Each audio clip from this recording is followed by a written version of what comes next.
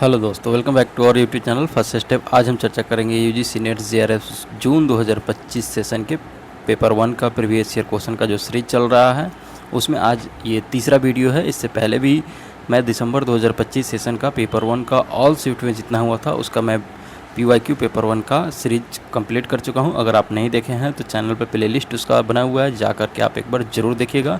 आपके आने वाले एग्ज़ाम जून 2026 सेशन के लिए काफ़ी हेल्पफुल साबित होगा। इसमें सभी क्वेश्चन प्रीवियस ईयर में पूछे गए क्वेश्चन हैं जो कि आपके एग्ज़ाम में इसमें से बहुत सारे क्वेश्चन रिपीट होंगे और बाकी जो रहेंगे वो इसी पे रिलेटेड क्वेश्चन रहेंगे जो आपको स्कोर को बूस्टअप करेगा। इसलिए दोस्तों वीडियो को लास्ट तक ज़रूर देखिएगा, आपको ये काफ़ी हेल्पफुल साबित होगा। आइए देखिए, ये इसका एग्ज़ाम डेट दिया हुआ है 26/6/2025 को शिफ्ट 1 में हुआ था ये पेपर। इसकी हम चर्चा करेंगे 1 से लेकर के 50 तक के क्वेश्चन की और देखेंगे कि किस तरह का, किस लेवल का क्या टाइप रहा है। वही क्वेश्चन आपको प्रैक्टिस करना है और वही देखना है। तो इसलिए वीडियो को लास्ट तक देखिएगा, आपको काफ़ी फ़ायदा होगा। और चैनल को लाइक, सब्सक्राइब, शेयर करना आप लोग ना भूलिएगा। ये देखिए कि स्टार्टिंग का 5 क्वेश्चन जो है ये DI का यहाँ पे गलत लिख दिया है, कंप्रीहेंशन यहाँ पे नहीं होगा, ठीक है ना।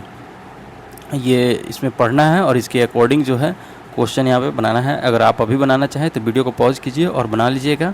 बाकी इसका मैं जब DI का सीरीज स्टार्ट कर रहा हूँ, अब बहुत लेट हो गया, कल या परसों से मैं पक्का स्टार्ट कर दूँगा, उसमें आपको इसका सॉल्यूशन मिल जाएगा। क्योंकि अभी यहाँ पे करने पे DI काफ़ी लॉन्ग वीडियो हो जाता है, इसलिए मैं 5 तक जो DI है उसको छोड़ करके क्वेश्चन नंबर 6 से स्टार्ट करूँगा।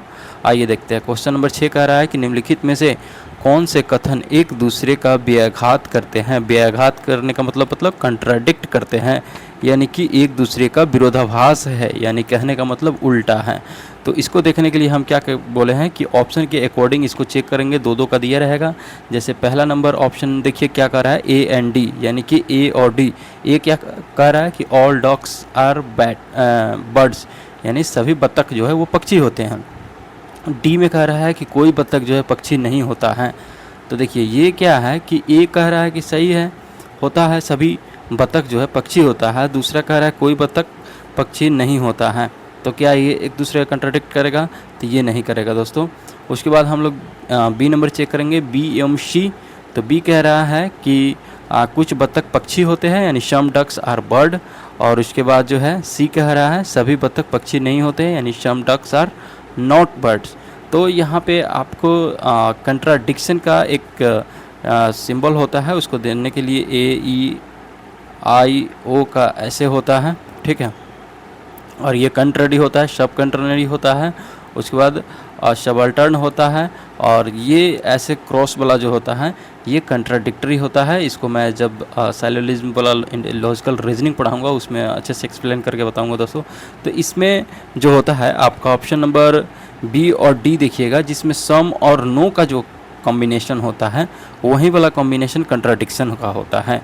सम और नो का जो देखेंगे कहाँ पर है, तो ये हमारा B और D ऑप्शन में दिया हुआ है, सम और नो का। तो B और D वाला जो है कंट्राडिक्टरी हो जाएगा। डायरेक्ट इस फार्मूला से भी निकाल सकते हैं, अदरवाइज आप सबका इसका सबका जो है वेन डायग्राम बना करके भी निकाल सकते हैं।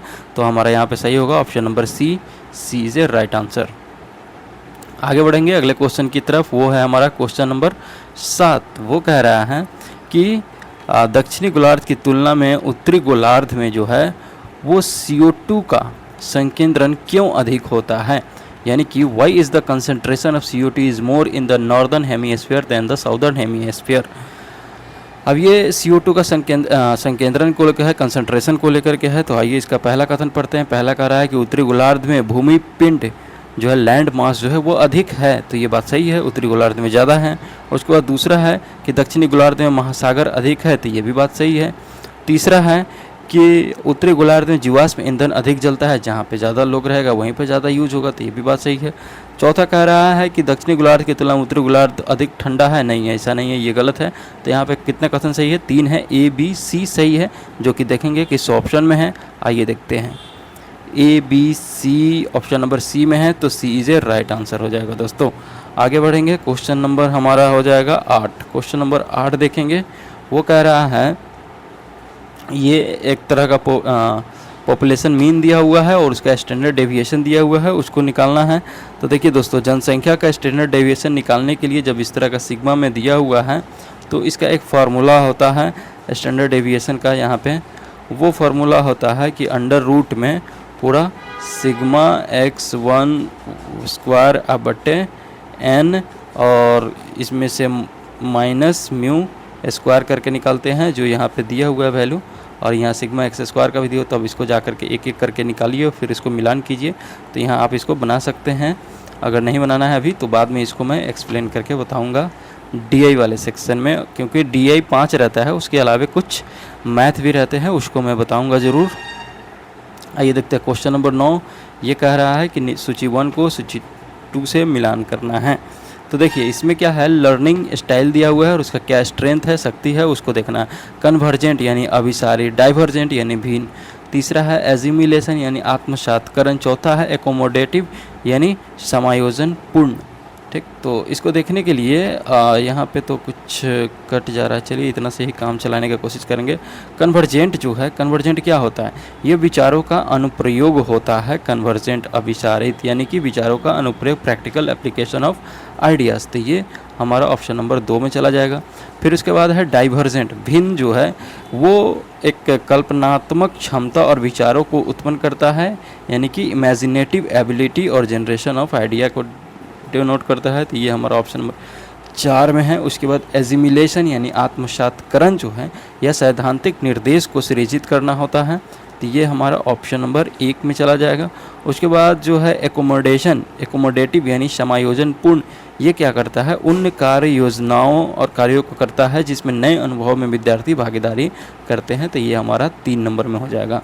इस अकॉर्डिंग ऑप्शन तैयार होगा, 1 का 2, बी का 4, सी का 1 और डी का 3। आइए देखते हैं किस ऑप्शन में है। तो ये है दोस्तों हमारा ऑप्शन नंबर सी में। तो सी इज़ ए राइट आंसर हो जाएगा, इसका सी इज़ ए राइट आंसर हो जाएगा। फिर उसके बाद हम अगले क्वेश्चन पे चलेंगे। क्वेश्चन नंबर 10 है हमारा। वो क्या कह रहा है, वो कह रहा है कि डैश अनुकरण मॉडल में एक शिक्षण की भूमिका किसकी होती है। अनुकरण मॉडल में the role of teacher in the stimulation में मॉडल। ठीक है, स्टिमुलेशन मॉडल में यानी अनुकरण मॉडल में एक शिक्षक की क्या भूमिका होती है, तो वो स्पष्ट करने की भूमिका होती है, समझाने की या एक्सप्लेन करने की।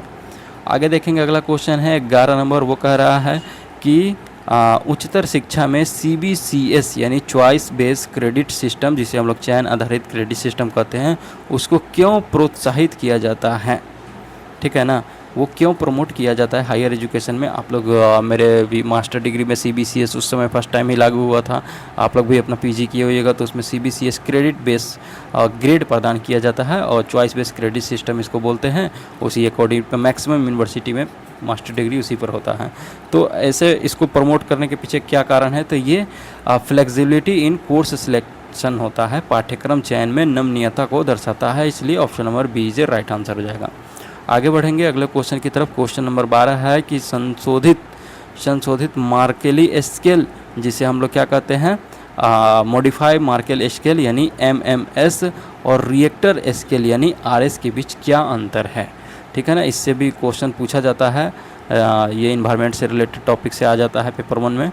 तो मार्केली स्केल और रिएक्टर स्केल में क्या क्या अंतर है उसको हम लोग देखेंगे। आइए देखते हैं। पहला ही कथन कह रहा है कि RS यानी रिएक्टर स्केल मोचित ऊर्जा को मापता है, जबकि MS यानी मॉडिफाई मार्केल स्केल ऊर्जा और उच्छेदन दोनों को मापता है। तो ये बात बिल्कुल सही है। दूसरा कह रहा है कि RS यानी रिएक्टर स्केल रेखीय स्केल का प्रयोग करता है, जबकि MMS यानी modified Mercalli scale logarithmic scale का प्रयोग करता है। तो ये गलत हो जाएगा दोस्तों। ऑप्शन नंबर सी है कि भूकंप में RS यानी रिएक्टर स्केल का मान स्थिर होता है, जबकि MMS में दूरी के अनुसार भिन्नता होती है। तो ये बात बिल्कुल सही है।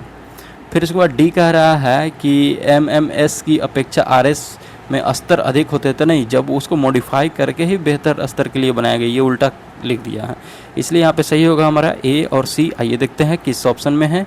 A और C ऑप्शन नंबर डी में है, तो D is a right answer हो जाएगा। अब आगे बढ़ेंगे दोस्तों, इसको पढ़ सकते हैं आप कि रिएक्टर स्केल भूकंप में मोचित ऊर्जा को मापता है या भूकंप के परिमाण यानी मैग्नीट्यूड को व्यक्त करता है, जो भूकंप के स्रोत पर उत्पन्न हुई ऊर्जा की एक माप है, जबकि संशोधित मार्केल स्केल जो है वह किसी दिए गए स्थान पर भूकंप के कारण होने वाले कंपन की तीव्रता और उसके प्रभाव को मापता है। यह लोगों द्वारा महसूस किए गए झटके, इमारतों को हुए नुकसान और भूवैज्ञानिक प्रभाव पर आधारित एक गुणात्मक माप है। MMS ऊर्जा और अच्छेदन दोनों को मापता है। फिर इसके बाद और भी एक डिफरेंस दिया गया। आइए अब आते हैं क्वेश्चन नंबर 13 में। क्वेश्चन नंबर 13 कह रहा है कि प्राचीन भारतीय तर्कशास्त्री, देखिए इंडियन लॉजिक का क्वेश्चन है, मत के अनुसार निम्नलिखित में से ज्ञान के किस साधन को शब्द और उसके वतस्वर्थ के बीच संबंध के ज्ञान के रूप में परिभाषित किया जाता है और सादृश्यता के ज्ञान के रूप में उत्पन्न किया जाता है? तो ये क्या होता है? ये हमारा उपमान होता है, कंपैरिजन होता है। Option number C is a right answer हो जाएगा।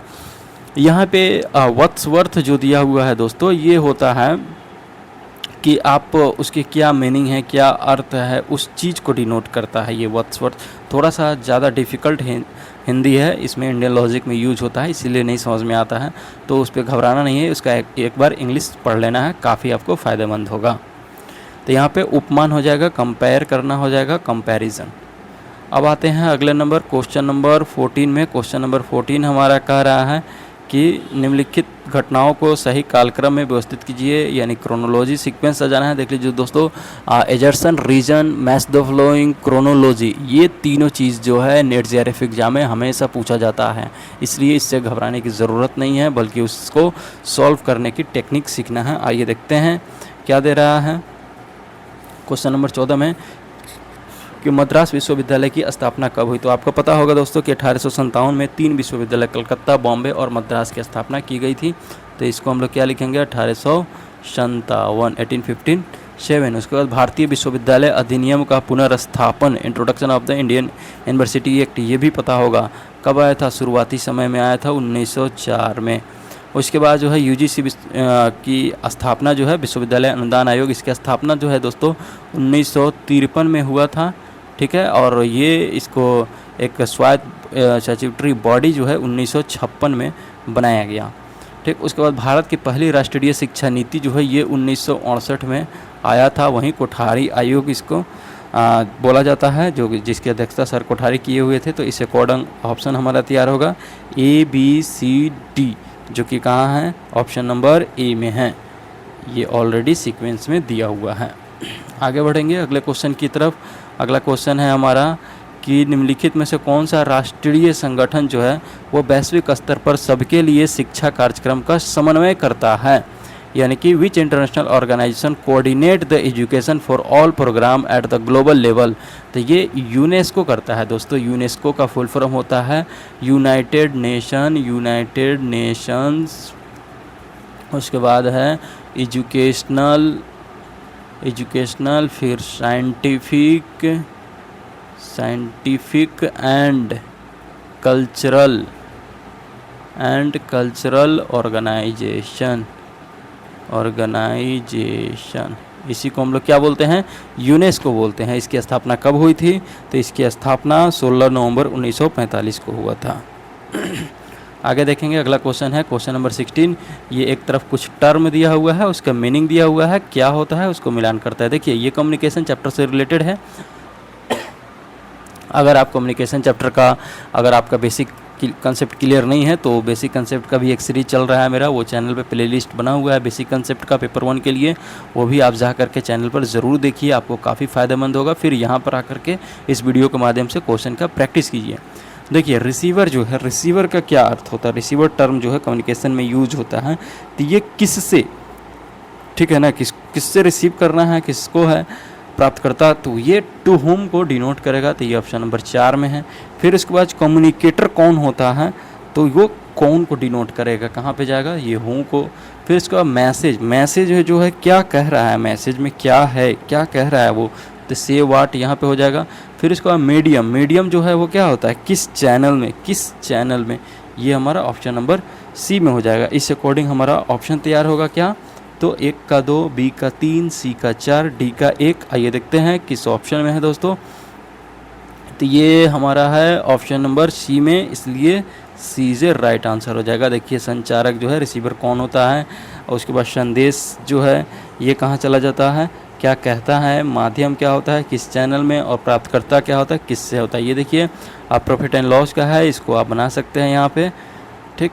उसके बाद हम आगे चलेंगे क्वेश्चन नंबर 18 में। क्वेश्चन नंबर 18 कह रहा है कि कौन से कथन जो है साइबर हमलों के संदर्भ में सही है। साइबर हमला के बारे में आइए पढ़ते हैं। पहला कथन कह रहा है कि मालवेयर एक विद्वेषपूर्ण, मालवेयर जो है एक विद्वेषपूर्ण सॉफ्टवेयर है जिसे एक एकल कंप्यूटर सर्वर या कंप्यूटर नेटवर्क को क्षति पहुंचाने के लिए अभिकल्पित किया गया है, ठीक है ना। तो ये बात बिल्कुल सही है दोस्तों। इसका इंग्लिश यहाँ पे दिया हुआ है। उसके बाद बी नंबर कहेगा, इसको अब हम थोड़ा स्लाइड को ऊपर करेंगे। बी नंबर कह रहा है कि मालवेयर के प्रकारों में computer virus, worms, Trojan horse's, ransomware और स्पाईवेयर सम्मिलित है। तो ये भी बात बिल्कुल सही है। सी में कह रहा है कि पेगासस रैंसमवेयर के रूप में वर्गीकृत एक विद्वेषपूर्ण सॉफ्टवेयर है, तो ऐसा नहीं है। उसके बाद डी नंबर कह रहा है कि भारत साइबर अपराध पर बुडापेस्ट अभी समय पर एक हस्ताक्षरकर्ता देश नहीं है। तो ये बात बिल्कुल सही है। इस पे जो है साइबर क्राइम को लेकर के बुडापेस्ट कन्वेंशन जो हुआ था उसमें भारत साइन अभी नहीं किया है। तो ये ऑप्शन नंबर डी सही है। इस अकॉर्डिंग हमारा सही हुआ ए बी डी। आइए देखते हैं किस ऑप्शन में है, ए बी और D. A B D option number D में है, तो डी से राइट आंसर हो जाएगा। देखिए मालवेयर जो है एक दुर्भावनापूर्ण सॉफ्टवेयर है। फिर मालवेयर के कई प्रकार होते हैं जिनमें virus, Trojan horse, ransomware, spyware ये सभी शामिल होते हैं। भारत जो है अभी तक बुडापेस्ट कन्वेंशन और साइबर क्राइम पर हस्ताक्षर नहीं किया है। आगे बढ़ेंगे क्वेश्चन नंबर 19 में। वो कह रहा है हमारा कि यदि परिसर का सबसे समृद्ध बंधुत्व समूह है, इसलिए एक्स जो इस बंधुत्व समूह के सदस्य है उसको परिसर के समृद्धतम युवाओं में से एक होना चाहिए। इस युक्ति में कौन सा तर्क दोष है। तो ये फैलेसी से रिलेटेड क्वेश्चन है, उसको बताना है दोस्तों। तो देखिए एक बार और मैं पढ़ता हूँ। This is the richest fraternity on the campus, therefore mister x who is a member of this fraternity must be one of the richest young man on the campus. यानी यह परिसर का सबसे समृद्ध बंधुत्व समूह है, इसलिए श्री एक्स जो है, एक्स कोई आदमी है, वो इस बंधुत्व समूह के सदस्य हैं। इसको परिसर के समृद्धतम युवाओं में से एक होना चाहिए। अब इस तरह के कथन में कौन सा तर्क दोष है, किस तरह से कंक्लूजन निकाला जा रहा है। तो इसमें जो डिवीज़न किया जा रहा है ना दोस्तों, वो सही नहीं है। तो इसलिए ये फैलेसी ऑफ डिवीज़न है, यानी विग्रह दोष है। Option number A is a right answer हो जाएगा। अब आइए आगे बढ़ेंगे क्वेश्चन नंबर 20 पे। क्वेश्चन नंबर 20 हमारा कह रहा है कि who is directed the first talkie feature film made in India. Bharat में निर्मित प्रथम बोलती टॉकी फीचर फिल्म निर्देशन किसने किया था। तो ये अर्देशियर ईरानी ने किया था। Option number A is right answer हो जाएगा। अर्देशियर ईरानी किए थे। उस फिल्म का प्रथम बोलती फिल्म भारत की जो है टॉकी फिल्म वो आलम आरा थी, ठीक है ना। ये 14 मार्च 1931 को रिलीज हुई थी। भारतीय सिनेमा के इतिहास में मील का पत्थर साबित हुआ ये। उसके बाद दादा साहब फाल्के जो है वो भारतीय सिनेमा की पहली मुख्य साइलेंट फिल्म राजा हरिश्चंद्र बनाए थे। आगे बढ़ेंगे क्वेश्चन नंबर 21 देख सकते हैं यहाँ पे। ये कंपाउंड सिंपल इंटरेस्ट है, इसको बनाना है। उसके बाद जो है क्वेश्चन नंबर 22 देखेंगे। ये कह रहा है कौन सी प्रौद्योगिकी कंप्यूटर की द्वितीय पीढ़ी में प्रयुक्त की जाती है। दोस्तों ये बहुत पूछा जाता है। ये आईसीटी का यूनिट जो है पेपर 1 में पढ़ना, उससे रिलेटेड ये क्वेश्चन है।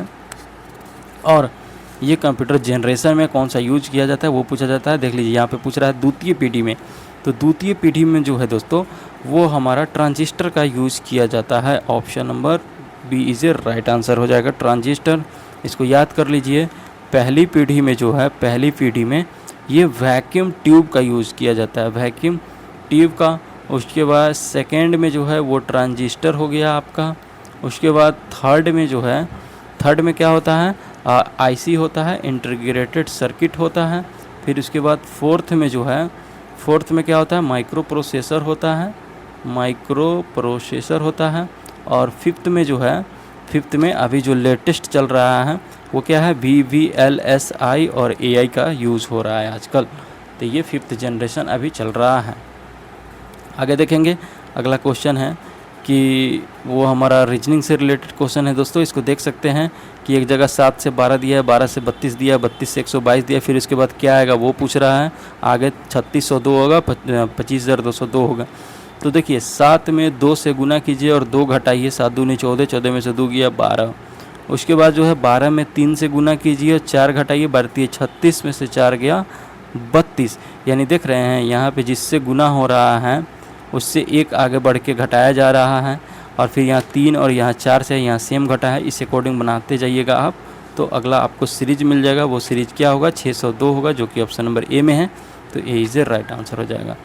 आगे देखिए 24 नंबर क्वेश्चन कह रहा है कि भारत में दूरदर्शन पर निम्न टेलीविज़न कार्यक्रमों को सही कालक्रम में सर्वाधिक आरंभिक से नवीनतम तक क्या है उसका क्रोनोलॉजी सजाना है। ये भी जो भी भारतीय दूरदर्शन पर जो ये सीरीज चलता है वो बहुत पुराना है, जैसे कि महाभारत का सीरीज चल रहा था, रामायण सीरीज चलता था, तो ये कब कब जो है इसका समय था, कालक्रम था, उसको सजाना है। देखिए महाभारत जो है ये 1988 से 90 के बीच की है, 1988 से 90 के बीच की है। उसके बाद जो है चंद्रकांता जो है ये 1994 की है, 1994 की। उसके बाद जो है रामायण जो है नहीं, रामायण से आ गया फिर हम लोग जो है ये कब का है, तो ये 1984 का है, 1984 का है। अगर हम रामायण की बात करें तो रामायण जो है 1987 से 88 के बीच का है। उसके बाद बुनियाद जो है ये 1986-87 का है, 1986-87 का है। इसका कोई उपाय नहीं दोस्तों, इसको रट्टा मारना ही मारना है, तो इसको रट लीजिए और ये जब भी आएगा कहीं पे तो वहाँ पे आप इसको ऑप्शन एलिमिनेट करके बना सकते हैं। इस अकॉर्डिंग ऑप्शन तैयार होगा CEDAB, जो कि बी में है, तो B is a right answer. आगे बढ़ेंगे दोस्तों, अगला क्वेश्चन है हमारा कि arrange the problem solving strategy, समस्या समाधान की रणनीतियों को व्यवस्थित कीजिए। ठीक है ना, किसी भी समस्या ये आपका रिसर्च एप्टीट्यूड है, क्योंकि रिसर्च में इसी तरह से प्लान स्ट्रेटजी करके काम करना पड़ता है दोस्तों। तो आइए देखते हैं और भी इसके ऑप्शन। पहला ऑप्शन कह रहा है कि अनेक संभव समाधानों को उत्पन्न करना। उसके बाद बी कह रहा है यह निर्धारित करना कि समाधान को कैसे क्रियान्वित किया जाए और समाधान की सफलता को कैसे मूल्यांकन किया जाए। तीसरा है निर्णय लेने का। चौथा है प्रत्येक समाधान का मूल्यांकन करना। पांचवा है समस्या को परिभाषित करना। तो देखिए दोस्तों, सबसे पहले जो है हमें क्या करना होगा, समस्या क्या है उसको परिभाषित करना होगा। उसके बाद जो है हम अनेक संभव समाधान को उत्पन्न करेंगे कि क्या उसके पॉसिबल सॉल्यूशन है उसको जनरेट करेंगे, जो कि ऑप्शन नंबर ए में दिया हुआ है। यहाँ स्लाइड पे नहीं आ रहा, तो ए का 2 हो जाएगा। फिर उसके बाद जो है प्रत्येक समाधान का मूल्यांकन करेंगे, जो कि यहाँ डी में दिया हुआ है। फिर उसके बाद क्या करेंगे, मेक अ डिसीजन, एक निर्णय लेंगे हम कि हमें आखिर करना क्या है। और लास्ट में यह निर्धारित करेंगे कि समाधान को कैसे क्रियान्वित किया जाए और समाधान की सफलता का कैसे मूल्यांकन किया जाए, जो कि ऑप्शन नंबर बी में है। तो ये 5वें नंबर पर हो जाएगा। इस अकॉर्डिंग हमारा ऑप्शन तैयार होगा EADCB, जो कि ऑप्शन नंबर बी में है, तो B is a right answer हो जाएगा। आगे बढ़ेंगे, अगला क्वेश्चन है हमारा कि which of the following is correct sequence of increasing access time of storage memory device. तो ये बताना है कि स्टोरेज मेमोरी डिवाइस के बढ़ते एक्सेस टाइम जो है पहुंच समय का सही क्रम क्या है, उसके अकॉर्डिंग सजाना है। तो देखिए सबसे ज़्यादा जो है वो रजिस्टर्स का होता है, ठीक है ना। फिर उससे ज़्यादा जो है वो कैचे मेमोरी का होता है। फिर उससे ज़्यादा रैम का होता है। उससे ज़्यादा की बात करें तो ये हार्ड डिस्क का होता है। और फिर सबसे ज़्यादा क्या होता है, मैग्नेटिक टेप का होता है। ये 5वें नंबर पर आ जाएगा। इसके अकॉर्डिंग हमारा ऑप्शन तैयार होगा ECBDA, जो कि ऑप्शन नंबर सी में है, तो सी इज ए राइट आंसर हो जाएगा। आगे बढ़ेंगे दोस्तों, अगला क्वेश्चन है हमारा क्वेश्चन नंबर 27 नंबर क्वेश्चन कह रहा है कि arrange the following in order of increasing extension, यानी बढ़ते वर्थ के क्रम में व्यवस्थित करना है। तो देखिए ये इसमें जो है क्या क्या दिया होगा, पहला है सोशल साइंस, दूसरा है पॉलिटिकल साइंस, तीसरा है साइंस, चौथा है पॉलिटिक्स ऑफ इंटरनेशनल रिलेशन। तो इंक्रीजिंग एक्सटेंशन जो है उसके अकॉर्डिंग सजाना है। तो इसमें सबसे पहले आ जाएगा अंतर्राष्ट्रीय संबंधों की राजनीति आ जाएगा। ये बहुत छोटा यूनिट है और इससे अब्रॉड जाएंगे तो वो आ जाता है पॉलिटिकल साइंस में आ जाता है ये सब। और पॉलिटिकल साइंस जो है सोशल साइंस के अंतर्गत आ जाता है, ठीक है ना। और साइंस जो है ये और भी अब्रॉड हो जाता है, इसमें फिजिक्स, केमिस्ट्री, बायोलॉजी और ये सोशल का जो भी होता है वो सब आ जाता है। यानी ये इसका बढ़ता हुआ एक्सटेंशन क्या है उस पर डिनोट करना है इसको। तो इस अकॉर्डिंग हमारा ऑप्शन तैयार होगा क्या, वो हो जाएगा ए सी, जो कि ऑप्शन नंबर डी में है, तो D is a right answer हो जाएगा। आगे बढ़ेंगे दोस्तों अगले क्वेश्चन की तरफ। अगला क्वेश्चन है हमारा, वो कह रहा है 28 नंबर। देखिए वो कह रहा है कि in an ancient period the diksha guru perform his duty as, प्राचीन काल में जो है दीक्षा गुरु के रूप में अपने कर्तव्य का निर्वहन करता था, उनका क्या काम था? तो वो एक स्पिरिचुअल गाइड का काम करते थे, लड़कों का आध्यात्मिक मार्गदर्शक थे। जब प्राचीन काल में जो है लड़कों का उपनयन संस्कार होता था, उपनयन संस्कार में क्या होता है, ब्रह्मचर्य आश्रम में प्रवेश कर होता है और शिक्षा का विद्यारंभ शुरू हो जाता है उस समय। तो वो लड़कों को शिक्षा देते थे और उनके चरित्र का निर्माण करते थे, इसलिए दीक्षा गुरु लड़कों को आध्यात्मिक मार्गदर्शन करते थे। तो यहाँ पे सी हो जाएगा। आगे बढ़ेंगे 29 में ये कह रहा है कि भारत में प्रथम निर्मित फिल्म का निर्देशन किसने किया था? भारत में निर्मित प्रथम फिल्म, ये ध्यान रखिएगा दोस्तों, तो ये हो जाएगा दादा साहब फाल्के। इन्हीं के नाम पर दादा साहब फाल्के पुरस्कार आज भी दिया जाता है। फिल्मी जगत का सबसे बड़ा पुरस्कार है दादा साहब फाल्के पुरस्कार। उन्होंने 1913 में भारत में निर्मित प्रथम फिल्म राजा हरिश्चंद्र का निर्देशन किया था और भारतीय सिनेमा का जनक भी दादा साहब फाल्के को माना जाता है। आगे बढ़ेंगे अगले क्वेश्चन की तरफ। देख लीजिए ये रीजनिंग है दोस्तों। दिया हुआ है कि नोएडा को 14915 में लिखा जाता है, जैसे कि देखिए NOIDA नोएडा है ना, इसको कैसे लिखा जा रहा है? तो इसको लिखा जा रहा है 1 4, फिर उसके बाद 9, उसके बाद 15, उसके बाद 14। अब इसका आप ऊपर इसका प्लेस लिखिए। N का प्लेस क्या है 14, O का प्लेस क्या है 15, I का प्लेस क्या है 9, D का प्लेस क्या है 4, A का प्लेस क्या है 1। तो आप देखिए था क्या है, तो A को यहाँ से उठा के यहाँ पर कर दिया है कि नहीं कर दिया है, ठीक। उसको देखिए N यहाँ 14 है तो इसको उठा के यहाँ कर दिया कि नहीं, D 4 है तो इसको यहाँ कर दिया, O 15 है इसको यहाँ कर दिया, ये यहाँ कर दिया, यानी जो है ऐसे ऐसे डायगोनल एक दूसरे के विपरीत आ रहा है। तो उसी तरह हम लोग इंडिया को भी यहाँ लिखा हुआ है। तो देखते हैं कि अगला कैसे दिया हुआ है, अगला क्या इसमें निकालना है, वो तो इसमें स्लाइड में छुपा हुआ ही है। इसमें निकालना है हेलो का निकालना है दोस्तों। तो हेलो को लिख लेंगे HELLO। तो H का क्या होता है, तो H का दोस्तों हो जाता है 8, E का क्या होता है 5, L का क्या होता है 12, O का क्या होता है 15। तो ये O वाला यहाँ आ जाएगा 15, ये H यहाँ आ जाएगा 8। अब देखिए तो 15 से स्टार्ट होगा और 8 से लास्ट होगा। ऑप्शन नंबर ए में है, ए इज ए राइट आंसर हो जाएगा। बाकी इसको ऐसे इसको ऐसे इसको ऐसे कर लीजिएगा, हो जाएगा। आगे बढ़ेंगे अगले क्वेश्चन की तरफ। क्वेश्चन नंबर 31 है, मैच द फ्लोइंग है, नेम ऑफ द इंस्टीट्यूशन दिया हुआ है, उसका क्या फंक्शन है उसके बारे में डिनोट करना है। देखिए यहाँ पे 3 ही आ रहा है, एक कट जा रहा है। तो चलिए इसका हम डायरेक्ट क्या पे चलेंगे, इसका चलेंगे हम लोग सॉल्यूशन पे एक साथ देख लेंगे। देखिए NIEPA जो है ये क्या करता है, ये आयोजन और प्रबंधन में शोध को प्रोत्साहित करता है। उसके बाद RUSA जो है ये मौजूदा कॉलेज का स्तर बढ़ाकर आदर्श कॉलेज यानी मॉडल कॉलेज बनाने का काम करता है।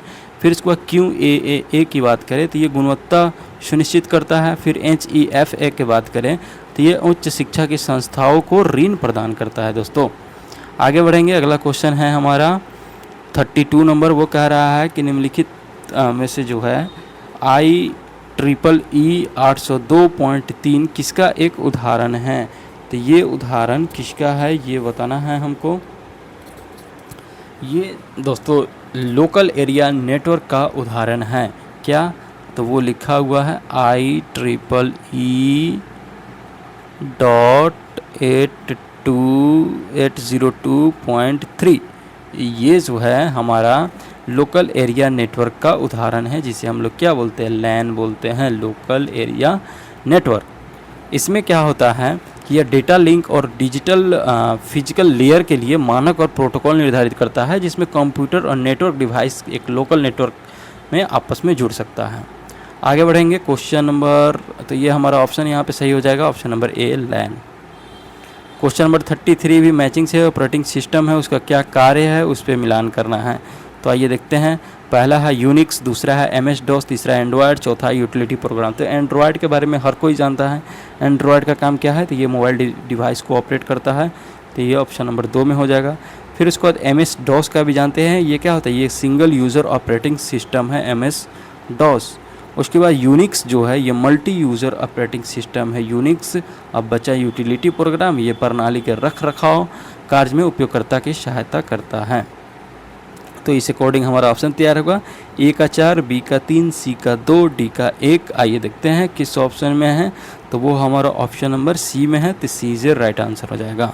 आगे बढ़ेंगे अगले क्वेश्चन की तरफ। अगला क्वेश्चन है हमारा 34 नंबर क्वेश्चन कर रहा है कि as per education policy 1986 the major function of the national apex body are. राष्ट्रीय शिक्षा नीति 1986 के अनुसार राष्ट्रीय शीर्ष निकाय नेशनल एपेक्स बॉडी के प्रमुख कार्य क्या है? पहला ऑप्शन पढ़िए, टू एलोकेट रिसोर्स, संसाधन आवंटित करना, तो ये बात बिल्कुल सही है। बी नंबर कह रहा है कि to evaluate the examination system, नहीं, एग्जामिनेशन सिस्टम को इवेल्युएट करना नहीं है। To advise government on policy, तो ये भी बात बिल्कुल सही है। To encourage interdisciplinary and promotion of interface among different area, अंतर विषयकता को बढ़ावा देना और भिन्न भिन्न क्षेत्रों के बीच अंतर पृष्ठों को बढ़ावा देना, ये भी बात बिल्कुल सही है। पांचवा कह रहा है to conduct research in higher education, ये रिसर्च हायर एजुकेशन में करने का इनका काम नहीं है। तो यहाँ पे सही क्या होगा? ए सी डी सही होगा हमारा। आइए देखते हैं किस ऑप्शन में है। A C D option number D में है, तो D is a right answer. आगे बढ़ेंगे अगले क्वेश्चन की तरफ। क्वेश्चन नंबर 35 है हमारा दोस्तों। वो कह रहा है कि लर्निंग फॉर ऑल इम्प्लाइज, कहने का मतलब कि सभी के लिए अधिगम का क्या तात्पर्य है? ठीक है ना, सभी के लिए अधिगम कहने का क्या तात्पर्य है? तो ये होता है समावेशी और न्यायसंगत शिक्षा की बात करता है। सभी के लिए अधिगम यानी इंक्लूसिव इक्विटेबल एजुकेशन, जिसमें क्या होता है सभी के लिए, यह एक ऐसा कंसेप्ट है जो कि प्रत्येक व्यक्ति, चाहे उसकी पृष्ठभूमि कुछ भी हो, सामाजिक आर्थिक स्थिति कुछ भी हो, लिंग कोई हो या अन्य भी कोई कारक हो, उस पर कोई भेदभाव नहीं किया जाएगा और सबको समान पहुंच प्राप्त होगा। तो उसी को हम लोग क्या कहते हैं? समावेशी और न्यायसंगत शिक्षा कहते हैं, जो कि ऑप्शन नंबर सी में है। सी इज राइट आंसर। आगे बढ़ेंगे अगला क्वेश्चन है 36 नंबर। वो कह रहा है कि increasing the ratio of fissile uranium U 235 uranium in natural uranium is known as, प्राकृतिक यूरेनियम में विखंडन यूरेनियम U235 के अनुपात का वर्धमानीकरण निम्न में से किस रूप में जाना जाता है? तो ये समृद्धि के रूप में जाना जाता है दोस्तों, एनरिचमेंट के रूप में जाना जाता है। Option number D is a right answer हो जाएगा। आगे बढ़ेंगे क्वेश्चन नंबर 37 कह रहा है कि अपशिष्ट जल उपचार का आरंभिक से अंतिम सही अनुक्रम क्या है? तो अपशिष्ट जल उपचार का, तो इसके लिए हम सबसे पहले क्या करते हैं? स्क्रीनिंग करते हैं। उसके बाद क्या करते हैं? सेडिमेंटेशन यानी अवसादन करते हैं। फिर इसके बाद हम लोग क्या करते हैं? तो उसका फिल्ट्रेशन करते हैं, निष्पंदन करते हैं और लास्ट में उसको डिसइंफेक्शन बनाते हैं, तो ये विसंक्रमण करते हैं। चौथा नंबर हो जाएगा। इस अकॉर्डिंग हमारा ऑप्शन तैयार होगा डी बी सी ए, जो कि ऑप्शन नंबर डी में है, तो डी इज राइट आंसर। आगे बढ़ेंगे दोस्तों। अगला क्वेश्चन है हमारा 38 नंबर। वो कह रहा है कि निम्नलिखित में से कोलीफॉर्म जीवाणु के बारे में कौन से कथन सही है, उसकी पहचान करना है। कोलीफॉर्म के बारे में तो पहला कथन कह रहा है कि इन्हें जल संदूषण के परीक्षण में प्रयुक्त किया जाता है, तो ये बात बिल्कुल सही है। दूसरा कह रहा है कि कोलीफॉर्म जीवाणु अहानिकर और किसी रोग को उत्पन्न नहीं करते हैं, तो ये भी बात सही है। सी में कह रहा है कि ये मानव आंत्र नाल में स्वाभाविक रूप से पाया जाता है, तो बिल्कुल सही है। ये क्या है? गुड बैक्टीरिया इसी को बोलते हैं, जो कि दही में होता है। उसके बाद there presence in water and indication of physical contamination, जल में इनकी विद्यमानता और निष्ठा संदूषक का संकेतक है, ये भी सही है। तो यहाँ सभी कथन सही होगा, ए बी सी डी। आइए देखते हैं किस ऑप्शन में है। जहाँ पे ए बी सी डी दिया हुआ है वो ऑप्शन नंबर डी में है, तो डी इज राइट आंसर हो जाएगा दोस्तों। आगे बढ़ेंगे अगले क्वेश्चन की तरफ। क्वेश्चन नंबर 39 कह रहा है कि निम्न में से सत्यजीत रे द्वारा निर्देशित फिल्म कौन सी है? सत्यजीत रे एक काफ़ी नामी गिनामी जो है नाम है फिल्मी दुनिया में। ये कौन कौन सी फिल्म को डायरेक्ट किए है उसके बताना है। तो देखिए दोस्तों, यहाँ पे जो है मधुमती ये नहीं किए हैं, अपूर्व संसार जो है इनके डायरेक्टर सत्यजीत रे थे, बिल्कुल सही। उसके बाद जो है अपराजितो, इनके भी डायरेक्टर सत्यजीत रे थे। फिर इसके बाद पाथेर पंचाली जो है इनके भी डायरेक्टर सत्यजीत रे थे। इस अकॉर्डिंग सही होगा हमारा बी डी ई, जो कि ऑप्शन नंबर ए में दिया हुआ है। ये सभी फिल्में जो है 1955 से 60 के बीच में बनी हुई थी। आगे बढ़ेंगे। अगला क्वेश्चन है क्वेश्चन नंबर 40। ये मैथ का क्वेश्चन है। इसमें हर स्टेटमेंट को बनाना है, सॉल्व करना है और बताना है कि कौन सा इसमें गलत है, रॉन्ग पूछ रहा है दोस्तों। ध्यान रखिएगा, एग्ज़ाम में हम लोग सही पूछ रहा है कि गलत पूछ रहा है, इसको भूल जाते हैं और दन से उसको सही मान देते हैं। पहला ही ऑप्शन सही दिया रहता है, फिर हमारा क्या हो जाता है, गलत हो जाता है। अगला क्वेश्चन है कि शोधकर्ता है तो निम्न में से क्या साहित्यिक चोरी यानी प्लेगरिज्म के जोखिम हैं। ये आपको समझ में नहीं आएगा। साहित्यिक चोरी है मतलब कहीं से आप देख के छाप लिए, लिख लिए, उसी को बोलते हैं। तो ये शोधकर्ता कोई भी रिसर्चर के लिए काफ़ी जोखिम भरा है। क्या क्या जोखिम हो सकता है, तो देखिए उनको जो है सबसे पहले अपने शीर्षकों का ह्रास होगा, losing of the obtain title, option number B इसमें सही होगा। फिर उसके बाद जो है लोक छवि का बिंध्वसक हो जाएगा उनका, यानी डिस्ट्रॉइंग द पब्लिक इमेज, यानी डी। तो बी और डी यहाँ पे उनका प्रभाव पड़ेगा, जो कि ऑप्शन नंबर सी में है। तो सी इज ए राइट आंसर। आगे बढ़ेंगे अगले क्वेश्चन की तरफ। क्वेश्चन नंबर 42 है हमारा।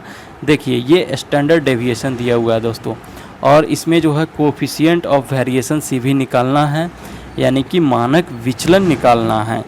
और उसके लिए और भी चीज़ क्या दिया हुआ है, ऐसे डी तक दिया हुआ है। एस मतलब क्या होता है, तो ये हमारा यहाँ पे मानक विचलन एस हो जाएगा और प्रसरण सहगुणांक सी भी हो जाएगा। तो ये दोनों को देखना है। एस जैसे कि ऑप्शन नंबर ए दिया हुआ है, सी भी इसका मानक विचलन दिया हुआ है। फिर उसके बाद इसी तरह बी 4 ऑप्शन दिया हुआ है और प्रत्येक डाटा सेट में माध्य की गणना करना है और उसको आरोही क्रम में, यानी सबका माध्य निकालना है। इसका माध्य निकालिए, ठीक है ना, यानी मीडियन। फिर इसका माध्य निकालिए, इसका निकालिए, इसका निकालिए। चारों का निकालने के बाद फिर उसको आरोही क्रम यानी असेंडिंग ऑर्डर में सजाइए। तो इसका क्या होता है, एक फार्मूला होता है, जिसे इसको हम लोग बोलते हैं इंग्लिश में, हिंदी में विचरण गुणांक। विचरण गुणांक कहने का मतलब हुआ कि कोफिशिएंट वेरिएशन सी भी बराबर क्या होता है, तो ये होता है मानक विचलन यानी कि एस स्टैंडर्ड डेविएशन, और उसके बाद जो है मानक विचलन बट्टे माध्य हो जाता है, जिसको हम फार्मूला में डिनोट करेंगे तो सी भी इक्वल टू एस बटे माध्य हो जाएगा, ठीक है ना। और सी भी दिया हुआ है, यहाँ पे एस दिया हुआ है, ये वाला माध्य निकालना है। तो देखिए कैसे निकालेंगे, तो अब हम पहला ऑप्शन से इस फार्मूला से क्या करेंगे, हम पहला ऑप्शन का निकालेंगे ए नंबर का। तो सी भी बराबर हम जानते हैं क्या होता है, एस बटे माध्य होता है। तो देखिए एस का वैल्यू क्या है, चाहे इसको छोड़िए, यहाँ पे माध्य कर लीजिए। माध्य बराबर एस बट्टे सी भी हो जाएगा। एस का वैल्यू क्या है, 4 है। सी बी का वैल्यू कितना है, तो सी बी का वैल्यू पहला में 40/9 है। फिर इसको ऐसे करिए और यहाँ पे माध्य का वैल्यू रिवर्स करके इसको निकालिए, वो आ जाएगा आपको कितना, तो इसके अकॉर्डिंग निकाल करके फिर ऑप्शन ए का आ जाएगा, बी का आएगा, सी का आएगा, डी का आएगा। सबका निकाल के और फिर इसको असेंडिंग ऑर्डर में सजाइए। थोड़ा लॉन्ग प्रोसेस है दोस्तों, यहाँ देख सकते हैं, इसको बना लीजिएगा। आगे आएंगे 43 नंबर क्वेश्चन पे। वो कह रहा है कि यदि कोई कथन जो है वो कह रहा है कोई पक्षी जानवर नहीं होता है, और इसको हम लोग क्या मान रहे हैं, असत्य मान ले रहे हैं, तो किन कथनों को सत्य होने का अनुमान लगाया जा सकता है। एक कथन दिया है जो कह रहा है कि कोई पक्षी जो है जानवर नहीं होता है, और उसको हम लोग गलत मान लिए। चलिए तो फिर क्या संभावना है कौन से कथन के सत्य होने का, वो ऑप्शन देखेंगे और उसके अकॉर्डिंग डिसाइड करेंगे दोस्तों। पहला कथन कह रहा है कि कथन क्या है, कोई पक्षी जानवर नहीं होता है, यानी इसको असत्य मान रहे हैं, तो सत्य क्या होगा, कोई कुछ न कुछ पक्षी जानवर होगा। तो पहला ही कथन कर रहा है कुछ पक्षी जानवर नहीं होता, तो नहीं होता है तो गलत है। फिर भी कह रहा है कि कुछ पक्षी जानवर नहीं, तो ये भी गलत है, क्योंकि नेगेटिव को गलत कर रहा है, तो यानी पॉजिटिव होगा भाई, नेगेटिव कट के। कुछ जानवर पक्षी होते हैं, तो बिल्कुल सही। कुछ पक्षी जानवर होते, तो ये भी बात सही, यानी सही क्या होगा, सी और डी। आइए देखते हैं किस ऑप्शन में है। सी और डी ऑप्शन नंबर बी में है दोस्तों, तो B is a right answer हो जाएगा हमारा। आगे बढ़ेंगे अगले क्वेश्चन की तरफ, वो है हमारा 44 नंबर। ये कह रहा है कि एक्सप्लानेटरी रिसर्च यानी कि वर्णनात्मक शोध क्या है। तो वर्णनात्मक शोध का यहाँ परिभाषा दिया गया है दोस्तों, उसको आपको जानना है। ये जो है एक सामाजिक परिघटना के कारणों की व्याख्या करता है, जैसे कि भारत में महिलाओं द्वारा किए जा रहे अपराधों के विस्तार व प्रकृति का वर्णन करना महिला अपराध का एक पक्ष है, परंतु वे ये अपराध क्यों करती है वह उसका व्याख्यात्मक पक्ष है। तो यहाँ option number C is a right answer हो जाएगा, जो कि वर्णनात्मक शोध को डिनोट कर रहा है, एक्सप्लेनेटरी रिसर्च को डिनोट कर रहा है। आगे बढ़ेंगे, अगला क्वेश्चन है हमारा क्वेश्चन नंबर 45। अब वो तो एक्सप्लेनेटरी हम लोग देख लिए हैं, अब ये पूछ रहा है कि एक्सप्लोरेटरी रिसर्च यानी गवेषणात्मक, एक्सप्लोर करने वाला जो रिसर्च होता है उसमें क्या होता है। तो इसमें देखिए, यह एक ऐसे विषय का अध्ययन करता है जिसके बारे में या तो कोई सूचना उपलब्ध नहीं है अथवा सीमित सूचना उपलब्ध है, ताकि उसको अब जानना है। तो सीमित सूचना उपलब्ध है या कोई सूचना उपलब्ध ही नहीं है, तो अब जानना है तो हम क्या करेंगे, उस चीज़ को एक्सप्लोर करेंगे, वही एक्सप्लोरेटरी रिसर्च आता है। देखिए यहाँ इसका हिंदी पर जाइएगा तो पकड़े में नहीं आएगा, लेकिन इंग्लिश से थोड़ा बहुत आप पकड़ सकते हैं, क्योंकि एक्सप्लोर करना हर कोई जानता है। तो ऑप्शन नंबर बी से राइट आंसर हो जाएगा। आगे बढ़ेंगे अगले क्वेश्चन की तरफ दोस्तों, वो है हमारा कंप्रीहेंशन का। देख सकते हैं यहाँ पर इसमें पढ़ना है और 46 से 50 तक जो है पढ़ के इसका आंसर देना है दोस्तों। तो ये काफ़ी इजी होता है, इसको आप बना सकते हैं। आज हम लोग जून 2025 सेशन के पेपर 1 का, जिसका एग्ज़ाम जो है 26 जून 2025 को शिफ्ट 1 में हुआ था, उसका पेपर था। ये कैसा लगा आप कमेंट करके ज़रूर बताइएगा दोस्तों, और चैनल को लाइक सब्सक्राइब शेयर करना ना भूलिएगा। आप जिस भी नेट JRF के ग्रुप में जुड़े हैं उसमें आप इस वीडियो को एक बार शेयर ज़रूर कीजिएगा। Thank you.